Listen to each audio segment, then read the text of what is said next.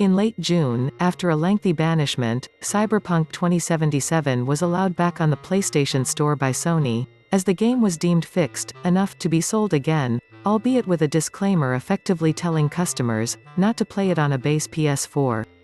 What was surprising was to see Cyberpunk 2077 rocket all the way up the download charts to number 1 on PS4 for June, beating out even GTA 5, NBA 2K21 and Minecraft. All versions of Cyberpunk, even downloaded on a PS5, are technically the PS4 version. But now? A month later, the game hasn't just dropped down the top 20 list, it has vanished completely. Here's the new PS4 list for July. Yes, Cyberpunk is an older title at this point, but so are many of these games. And to go from first to non-existent on this list is interesting, to say the least. So what exactly happened here?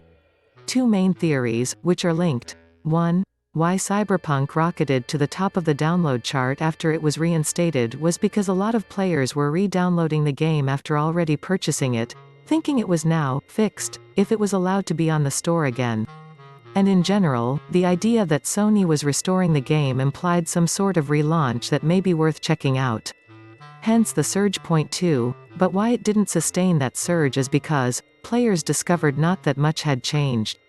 Yes, there have been countless bug fixes and attempts at performance improvements, but this game still does not run well on base PS4, sacrificing things like pedestrian and traffic density to claw at consistent 30 FPS. Nothing changed about missing promised features from the game, no post-launch content has been added. So in turn, there was absolutely no follow-up to the redownloads, no one going around saying, actually Cyberpunk is totally fixed and good now.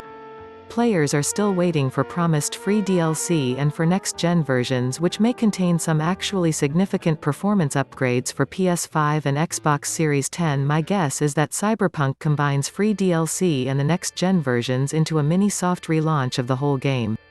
When that happens, maybe we'll see it on the PS5 download charts next time, but we're 2 weeks away from September, and CDPR still has not even hinted a date for either DLC or next-gen, as per usual. Follow me on Twitter, YouTube, Facebook and Instagram. Subscribe to my free weekly content roundup newsletter, God Rolls. Pick up my sci-fi novels The Hero Killer series, and the Earthborn trilogy, which is also on audiobook.